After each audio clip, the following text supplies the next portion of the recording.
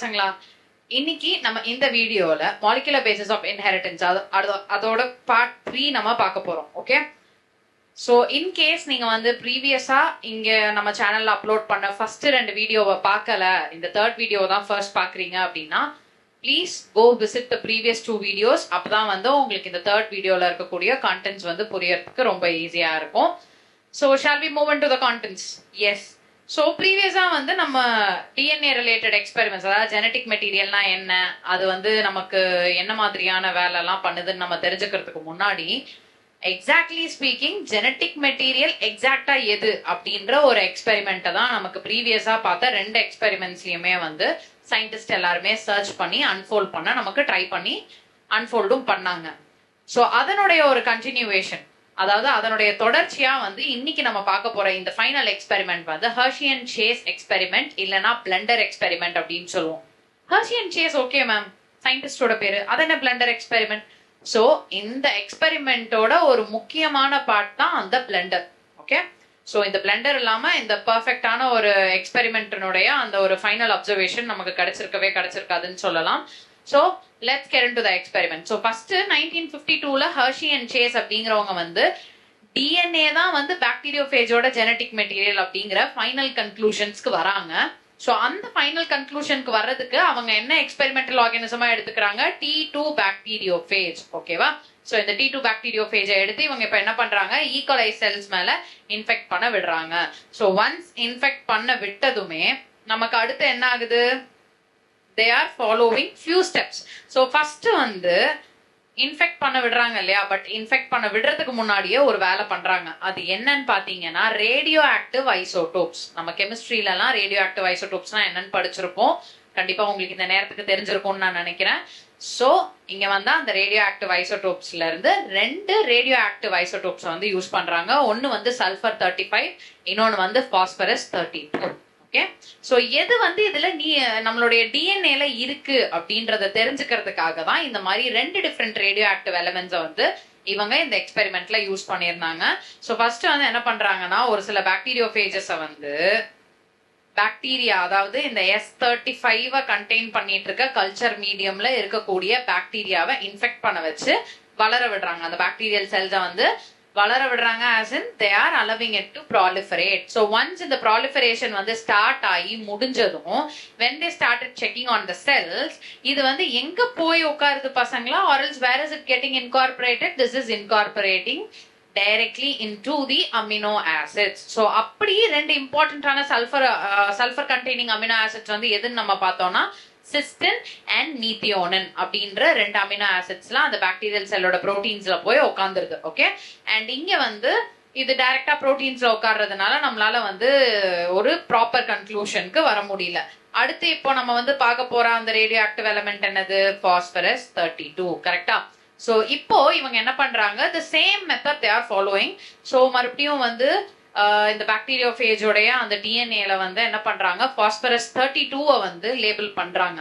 Label பண்ணிட்டு bacterial செல்ஸையும் வந்து infect பண்ண வைக்கிறாங்க. சோ ஒன்ஸ் இன்ஃபெக்ட் பண்ணி அந்த ப்ராலிஃபரேஷன் வந்து ஸ்டார்ட் ஆனதுக்கு அப்புறமா அந்த கல்ச்சர் மீடியம்ல கொஞ்சம் கொஞ்சமா பாக்டீரியல் செல்ஸ் எல்லாமே ப்ராலிஃபரேட் ஆகுது. சோ டுவர்ட்ஸ் த ஃபைனல் கம்ப்ளீட்டா ப்ராலிஃபரேஷன் முடிஞ்சதுக்கு அப்புறமா எடுத்து பார்க்கும்போது நமக்கு என்ன கிடைக்குதுங்க? எஸ், எக்ஸாக்ட்லி ரேடியோ ஐசோடோப், அதாவது நம்மளுடைய அந்த பாஸ்பரஸ் 32 கோட்டா இருந்த அந்த டிஎன்ஏ செகண்ட் ஜெனரேஷன்ல இருந்து ப்ரொடியூஸ் ஆகுது, இல்லைன்னா அடுத்த ஜெனரேஷன்ல இருந்து ப்ரொடியூஸ் ஆகுது அப்படின்ற ஒரு கன்க்ளூஷனுக்கு ஹெர்ஷி அண்ட் சேஸ் வராங்க. சோ இத வந்து எப்படி மேம் கரெக்டா பிளெண்ட் ஆச்சு? புரியலையே. கோட் பண்ணாங்க ஓகே, பட் எப்படி பிளெண்ட் ஆச்சு? ஓகே, இங்கதான் வந்து நம்ம பிளெண்டரை யூஸ் பண்றோம். சோ இந்த எக்ஸ்பெரிமெண்ட்ல நம்ம யூஸ் பண்ண அந்த ஒரு பிளெண்டர் அப்படின்றது என்னன்னு பாத்தீங்கன்னா சென்ட்ரிஃபியூகேஷன். ஓகே, சோ இது வந்து நம்மளுடைய ஒரு பயாலஜிக்கல் லெபார்டரி பிராக்டிசஸ்ல இருக்கக்கூடிய ஒரு எக்விப்மெண்ட் தான். இது வந்து நம்ம என்ன பண்ணுவோம் அப்படின்னு நீங்க யோசிக்கிறீங்கன்னா யோசிக்கவே வேண்டாம் பசங்களா. I'm just here, I'm going to tell it to you. Okay, so centrifugation is a process. So இந்த ப்ராசஸ்ல வந்து நம்ம என்ன பண்ணுவோம் அப்படின்னு பாத்தீங்கன்னா சின்ன சின்ன டெஸ்ட் டியூப் லைக் பெல்லட்ஸ் வந்து இருக்கும். இந்த பெல்லட்ஸ்ல வந்து நம்ம சாம்பிள்ஸை லோட் பண்ணிட்டு we will then keep it into the centrifugation. apparatus. So once வச்சதுக்கு அப்புறமா நமக்கு வந்து எத்தனை ரொட்டேஷன்ஸ் வேணுமோ அத்தனை ரொட்டேஷன்ஸை வந்து இதுல மேனுவலா we will actually give it that count, and count கொடுத்ததுக்கு அப்புறமா we will also specify the time. So once அந்த full rotations முடிஞ்சதுக்கு அப்புறமா based on the weight நம்ம போட்டிருக்க சாம்பிள்ல இருக்கக்கூடிய molecules, be it a content from your cell or something like this bacterial cells and the phase particles.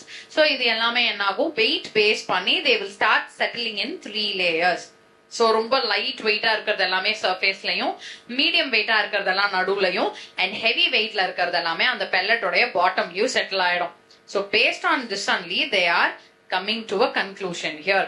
So இங்க வந்து என்ன ஆகுது, ஹெவியா இன்ஃபெக்ட் இருக்கக்கூடிய பாக்டீரியல் செல்ஸ் எல்லாமே நான் உங்களுக்கு முன்னாடியே சொன்ன மாதிரி பாட்டம்ல போய் செட்டில் ஆயிடுது.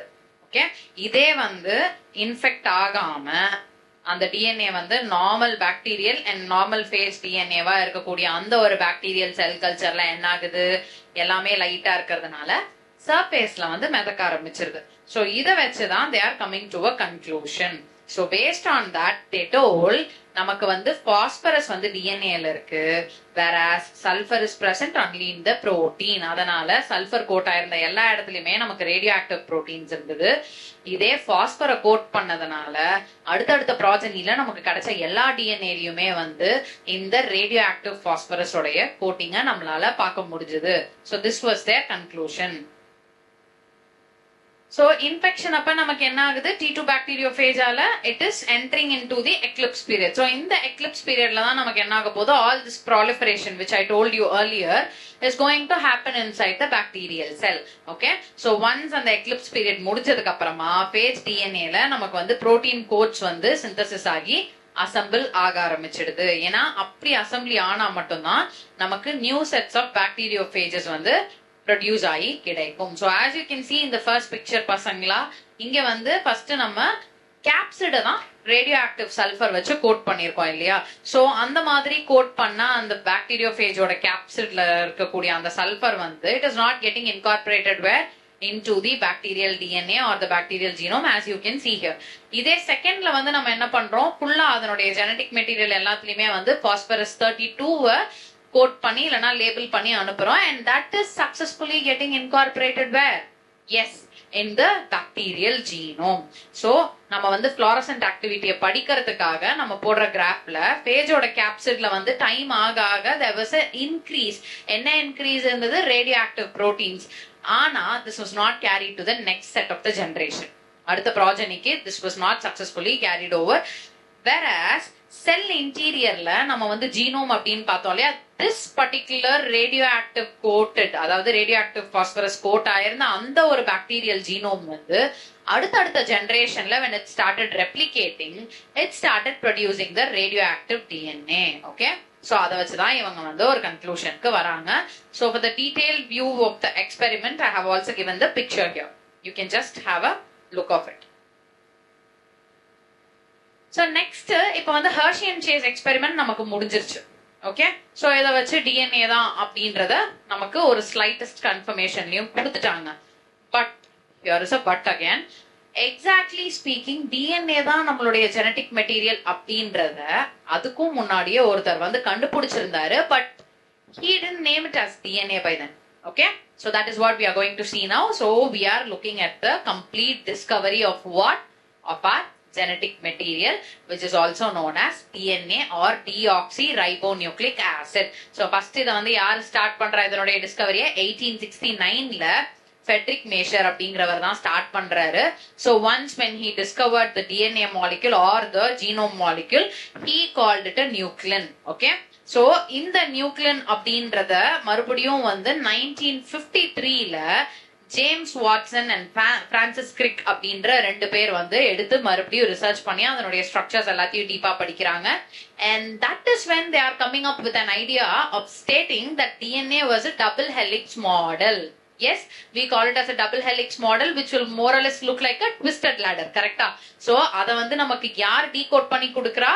Yeah, it was done by James Watson and Francis Crick in 1953. So talking about that, இவங்களுக்கு வந்து அந்த டேட்டாஸ் எல்லாம் எங்க இருந்து கிடைச்சது, எப்படி பண்ணாங்க அப்படின்னு நம்ம பார்த்தோம்னா, let's go back in time again.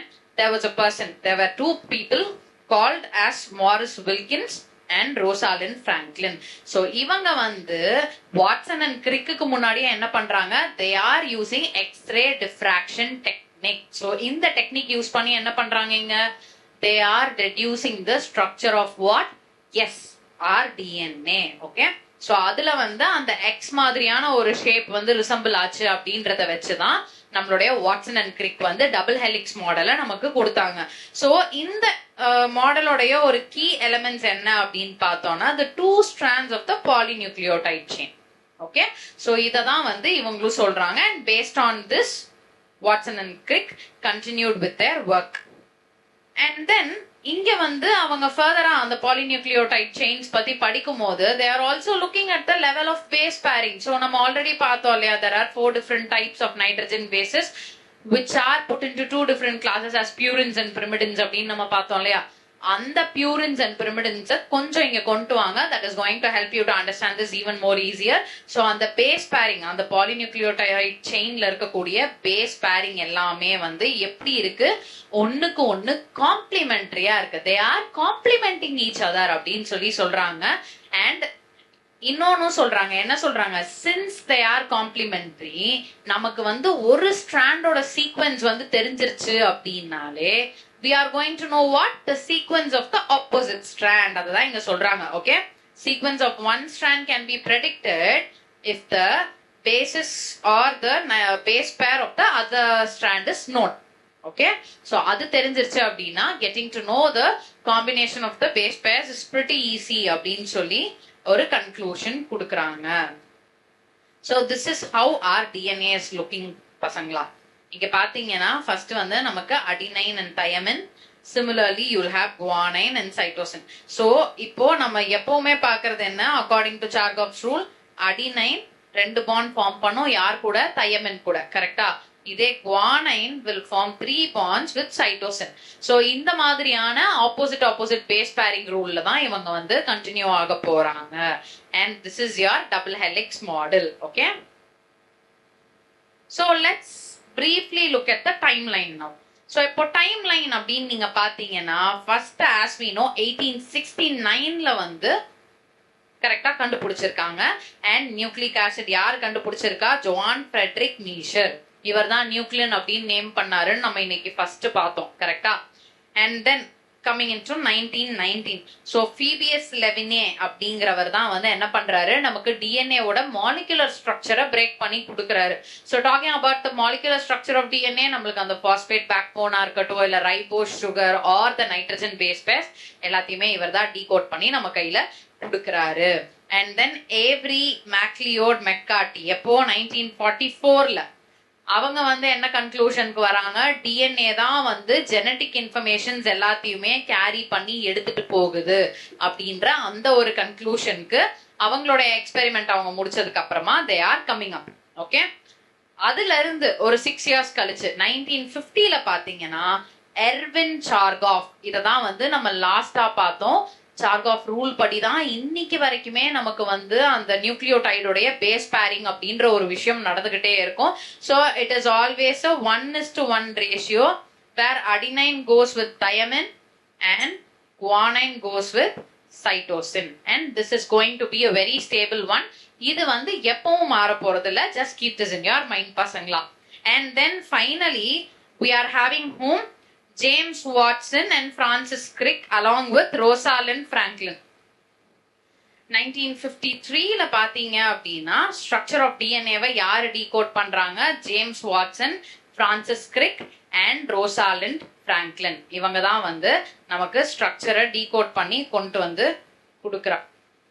Okay, so நம்ம வந்து அந்த டிஎன்ஏவோட ஃபைண்டிங் டைம்லைன் வந்து இப்ப பார்த்து முடிச்சோம் இல்லையா. ஸோ பேஸ்ட் ஆன் தட் அவங்க எல்லாரும் கண்டுபிடிச்சு முடிச்சதுக்கு அப்புறமா based on what Francis Kirik, so இப்போ வந்து நமக்கு வாட்சன் அண்ட் கிரிக் கொடுத்த அந்த ஒரு ஸ்ட்ரக்சர் நம்ம வந்து ப்ரீவியஸா பார்த்தோம் இல்லையா, இது மாதிரி அது டபுள் ஹெலிக்ஸ் தான், ஒண்ணுக்கு ஒண்ணு காம்ப்ளிமெண்ட்ரியா இருக்கு. அண்ட் ஒரு ஸ்ட்ராண்டோட சீக்வென்ஸ் தெரிஞ்சாலே இன்னொரு ஸ்ட்ராண்டோட சீக்வென்ஸை தெரிஞ்சுக்கிறதெல்லாம் ரொம்ப ஈஸி அப்படின்னு சொல்லி நம்ம பார்த்தோம் இல்லையா.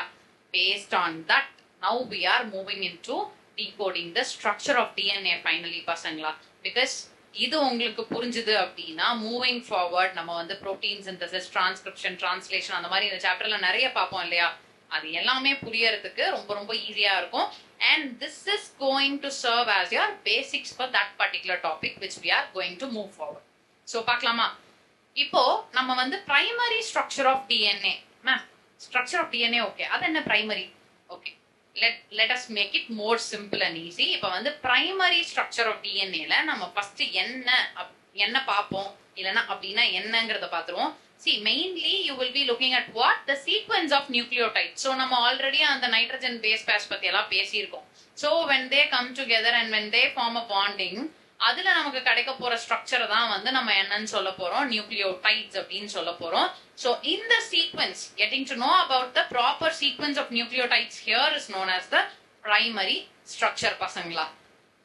So இத வச்சு நமக்கு இன்னொன்னும் தெரியும். ஆல்ரெடி நம்ம வந்து ஃபர்ஸ்ட் பார்ட்லயே நம்ம பார்த்தோம், நியூக்ளியோடைட்ஸ் வந்து என்னது, நம்மளுடைய நியூக்ளிக் ஆசிட்ஸோட பில்டிங் பிளாக்ஸ் அப்படின்றத வந்து நம்ம பார்த்திருப்போம் இல்லையா. அதையும் வந்து just keep it in mind here because that is also very important. இப்போ நியூக்ளியோடைட்ஸோட பேசிக் காம்போசிஷன் என்ன நம்ம வந்து பார்த்திருக்கோம். நைட்ரஜனஸ் பேஸ் இருக்கணும் or nitrogen base along with the sugar phosphate backbone. கரெக்டா?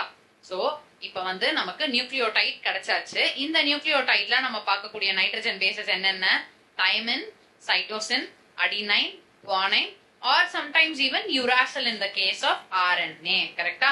சோ ஒவ்வொன்றுத்துக்கும் ஒரு மாதிரியான பாண்டிங் ப்ராப்பர்ட்டிஸ் இருக்கு. that is what we are seeing at. Okay, இப்போ என்னதான் தைமின்க்கும் யுராசிலுக்கும் ஸ்ட்ரக்சரல் சிமிலாரிட்டிஸ் அண்ட் ப்ராப்பர்ட்டிஸ் இருந்தாலும் இவங்க ரெண்டு பேரும் தனித்தனியா தான் என்ன பண்றாங்க, நமக்கு டிஎன்ஏ அண்ட் ஆர்என்ஏ உடைய அந்த ஒரு ஸ்ட்ரக்சர் அண்ட் அவங்களுடைய ரோல்ஸ் அண்ட் ரெஸ்பான்சிபிலிட்டிஸ ஃபுல்ஃபில் பண்றாங்க. So that is why you cannot see thymine and uracil together in a nucleic acid related compound. அதே மாதிரி இங்க ஃபார்ம் ஆகக்கூடிய சிங்கிள் மாலிக்யூல் அப்படின்றது வந்து ஒவ்வொரு நியூக்ளியோடைட்லயுமே வந்து எப்படி ஃபார்ம் ஆக போகுது, based on the sugar link. So sugar to sugar தான் வந்து லிங்க் இருக்கும். அண்ட் இதுக்கு இடையில எப்படி வந்து பாண்டிங் ஆகுது சுகர்ல, sugar and phosphate, sugar and phosphate. இதுதான் வந்து நமக்கு பேசிக் பேரிங் ரூல் இங்க. சோ இத வச்சுதான் நமக்கு வந்து அந்த நைட்ரஜன் பேசஸ் எல்லாமே சுகர் பாஸ்பேட் பேக் போன்ல இருக்காங்கன்னு சொல்றோம். And apart from that based on this only நமக்கு டிஎன்ஏல டபுள் ஹெலிக்ஸ் ஸ்ட்ரக்சரும் இருக்கு. அண்ட் அந்த டபுள் ஹெலிக்ஸ் ஸ்ட்ரக்சர் வந்து ஒரு particular angle, yes we do know the angle, right? So இது எல்லாமே சேர்ந்து அந்த ஒரு பர்டிகுலர் ஆங்கிள் நமக்கு சுகர் பாஸ்பேட் பாண்ட் வந்து ஃபார்ம் ஆயிதான் அந்த ஹெலிக்ஸ் வந்து ஃபார்ம் ஆகுது. See, this is how it is இல்லையா, நம்ம டிஎன்ஏவோட ஸ்ட்ரக்சர் நம்ம ஆல்ரெடி பார்த்திருக்கோம் இல்லையா. So this is how it is. So இத வச்சுதான் வந்து நமக்கு அந்த பேஸ் பேரிங் இருக்கு அப்படின்னே சொல்றாங்க. சோ இந்த டபுள் ஹெலிக்கல் ஷேப் அப்படின்றதுல நம்ம பார்க்கக்கூடிய அந்த ஒரு சீக்வென்ஸ் ஆஃப் லெட்டர்ஸ் தான் வந்து என்னது, டிஎன்ஏ உடைய ஒரு ஸ்ட்ராண்ட். அததான் வந்து நம்ம பிரைமரி ஸ்ட்ரக்சர் அப்படின்னு சொல்றோம். So this is your primary structure பசங்களா. So as you can see இங்க வந்து நமக்கு என்னென்ன இருக்கு, ஹைட்ரஜன் இருக்கு, ஆக்சிஜன், நைட்ரஜன், கார்பன், பாஸ்பரஸ், இது எல்லாமே சேர்ந்து அந்த நைட்ரஜன் பேஸ் பேஸ் நம்மளுடைய பியூரின்ஸ், பிரிமிடின்ஸ் எல்லாமே சேர்ந்து தான் வந்து நமக்கு டிஎன்ஏவோட பிரைமரி ஸ்ட்ரக்சரை ஃபார்ம் பண்ணி கொடுக்கறாங்க. சோ இப்போ நம்மளுடைய அந்த பிரைமரி ஸ்ட்ரக்சர் அப்படின்றதுல நம்ம என்னென்ன பார்த்திருக்கோம் அப்படின்றதையும் நம்ம வந்து கவர் பண்ணியாச்சு. கரெக்டா? அதாவது பார்த்திருக்கோம் அப்படின்னா என்னென்ன காம்போனன்ட்ஸ் இருக்கு, அது எப்படியெல்லாம் வந்து அந்த பிரைமரி ஸ்ட்ரக்சரை ஃபார்ம் பண்ண ஹெல்ப் பண்ணுது அப்படின்றத வந்து நம்ம பார்த்தாச்சு. So moving forward we are getting into the secondary structure. So டிஎன்ஏக்கு பிரைமரி ஸ்ட்ரக்சர் ஓகே மேம், அது வந்து அதனுடைய எசென்ஷியல் காம்போனன்ட்ஸ் பத்தி எல்லாம் நம்ம வந்து டிஸ்கஸ் பண்ணோம். பட் இந்த செகண்டரி ஸ்ட்ரக்சர்ல நம்ம என்ன பார்க்க போறோம், are what is secondary structure? Okay, so இப்போ நம்ம ப்ரீவியஸா பார்த்த இமேஜ்லயே வந்து நம்ம என்ன பார்த்தோம், major groups and minor groups அப்படின்னு நீங்க வந்து ரெண்டு பார்த்தோம் இல்லையா.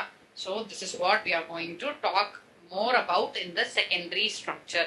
So ஒரு secondary structure அப்படின்றது ஒரு டிஎன்ஏல வந்து எதை டிஸ்கிரைப் பண்ண போகுது அப்படின்னா அந்த டபுள் ஹெலிக்ஸோடைய ஃபார்மேஷனை தான் வந்து டிஸ்கிரைப் பண்ண போகுது.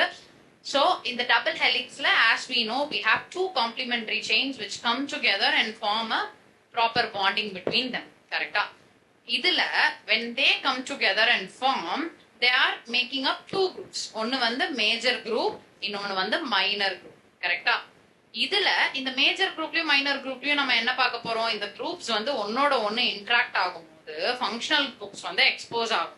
அந்த ஃபங்க்ஷனல் குரூப்ஸ் வச்சுதான் நம்ம வந்து புரோட்டீன்ஸ், ட்ரக்ஸ் இது கூடலாம் வந்து நம்ம பாடி வந்து இன்டராக்ட் பண்ணுது. Yes, we do take medicines இல்லையா, when we fall ill or when we feel weak, அந்த மாதிரி சில situations இருக்கப்போ we do take medicines இல்லையா. அந்த மாதிரி டைம்ல how does it work? Organ targeted வேற, sometimes we also target certain cells or even our DNA in case of certain chronic issues like cancer and all that. கரெக்டா? அப்படி இருக்கும்போது நமக்கு வந்து இந்த மாதிரி எக்ஸ்போஷர்ல தான் வந்து all that interactions is going to take place. Okay, இப்போ இந்த பாலிநியூக்ளியோடைட் செயின் வந்து எப்படி ரன் ஆகுது? ஒண்ணுக்கு ஒண்ணு parallel தான். அண்ட் ஓரியன்டேஷன் வந்து எப்படி இருக்கு? Mostly it is right handed. So helix வந்து எப்பவுமே ரைட் ஹேண்டடா தான் இருக்கு. It is never a left handed helix. அதே மாதிரி வாட்சன் அண்ட் கிரிக்கோட டபுள் ஹெலிக்ஸ் மாடல்லையும் வந்து நமக்கு கிடைச்ச எக்ஸ்பிளனேஷன் பேஸ் பண்ணி நம்ம பார்த்தோம் அப்படின்னா, when a functional cell divides into two daughter cells, ரெண்டு daughter cell divide ஆகும்போது whatever genetic information in the cell carry பண்ணுதோ, the parent cell whatever genetic information it is going to carry, இத வந்து அந்த parental cell வந்து அடுத்த progeny-க்கு கொடுத்துற போகுது. It is going to transmit அப்படின்றதையும் சொல்லி இருந்தாங்க. So based on that we are having four aspects. What are those? So in the four aspects based பண்ணி தான் we also see different structures or different types of DNA based on the helix that they form. So first வந்து handedness, right handed left handed, அதாவது helix வந்து rightல சுத்துதா இல்ல leftல form ஆகுதா அப்படின்றத base பண்ணி அந்த coilக்கு. அடுத்து size difference, this is very important for getting to know the types of DNA. So major groupsக்கும் minor groupsக்கும் நடுவுல இருக்கக்கூடிய அந்த ஒரு size difference. And then we also have number of base pairs. So as we saw earlier, base pairs வந்து இங்க என்னவா இருக்கு பசங்களா? It is always complementary to each other. And then the most important one, ஒரு helix உடைய turn. Okay, all that defines a structure of a DNA. அதாவது different types of DNA which we will be seeing in the later part of the same chapter. So இப்ப primary structure மாதிரி இல்லாம secondary structureல நமக்கு என்ன இருக்கு? Secondary structure of RNA-ல just ஒரே ஒரு single polynucleotide தான் இருக்கு. ஓகே, ஏன் அப்படின்னு பார்த்தோம்னா RNA is mostly a single stranded one, and நம்ம படிக்கும் போது அதனுடைய base pairs வந்து கொஞ்சம் DNA-ல இருந்து slightly varied அப்படின்றத வந்து நம்ம பார்த்தோம். And primary structure of DNA-ல நம்ம அதிகமா பார்த்தது வந்து அதனுடைய base pairs பத்தி தான் பசங்களா. So just keep that in memory. இதுதான் வந்து நமக்கு secondary structure உடைய main part, which is you are seeing on the left, minor group and the major group. So minor groupsல maximum வந்து நமக்கு hydrogen moieties வந்து வெளியே தெரியும். இதே major groupsல வந்து நீங்க பாத்தீங்க அப்படின்னா நமக்கு வந்து nitrogen bases வந்து தெரியும் பசங்களா. Okay, so that is the difference here. So I hope you enjoyed this whole lecture. If you do have any doubts, உங்களுக்கு ஏதாவது doubts இருக்கு அப்படின்னா please do post it in the comments. We will surely answer your queries or any doubts if you have. And as usual, கண்டிப்பா நம்ம சேனலுக்கு வந்து subscribe பண்ணிடுங்க. subscribe பண்ணிட்டு அந்த bell buttonல priority bell buttonனையும் தட்டி வச்சிட்டீங்கன்னா futureல not just biology, you will also be able to get the videos related to other subjects which we are going to post in the same channel. Okay, happy preparation for your NEET 2025 பசங்களா. Thank you for watching.